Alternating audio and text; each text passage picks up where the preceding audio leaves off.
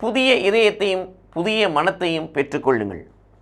இது இயேசு கிறிஸ்துவுக்குள் பிரியமான என் சகோதர சகோதரிகளே, இந்த நிமிட நட்சத்திரக்கு இயேசுவின் நாமத்தில் நான் உங்களை அன்போடு அழைக்கிறேன். புதிய இதயத்தையும் புதிய மனத்தையும் பெற்றுக்கொள்ளுங்கள்.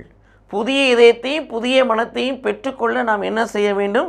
விட்டுவிட வேண்டியவற்றை விட்டுவிட வேண்டும், விற்றுவிட வேண்டியவற்றை விற்றுவிட வேண்டும், விலக்க வேண்டியவற்றை விலக்க வேண்டும்.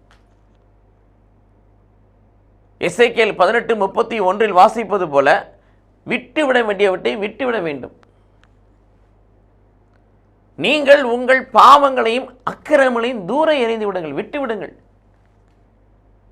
இரண்டாவது, விற்றுவிட வேண்டும்.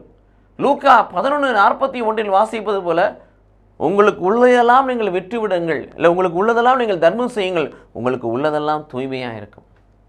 பாவ அறிக்கை ஒரு மனிதர் செய்கின்ற பொழுது தனக்குள் இருக்கிற பாவங்கள்லாம் விற்கப்படுகிறது.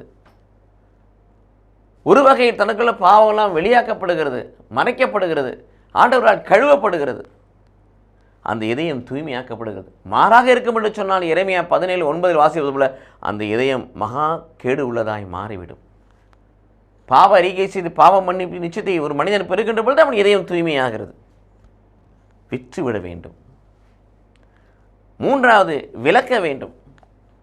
பாவத்துக்குரிய காரியங்களே, பாவத்துக்குரிய சூழ்நிலைகள் நாம் விலக்க வேண்டும், விலகி இருக்க வேண்டும். சீராக் 21:1-2 வாசிப்பது போல பாம்பை விட்டு விலகுவது போல பாவத்தை விட்டு விலகு என்று சொல்கிறார். ஆக விட்டுவிட வேண்டியவற்றை விட்டு விடுவோம், விற்றுவிட வேண்டியவற்றை விற்று விடுவோம், விலக்க வேண்டியவற்றை விலக்குவோம். புதிய இதயத்தையும் புதிய மனத்தையும் பெற்றுக்கொள்வோம். கடவுள் நம்மை ஆசீர்வதிப்பாராக. ஆமென்.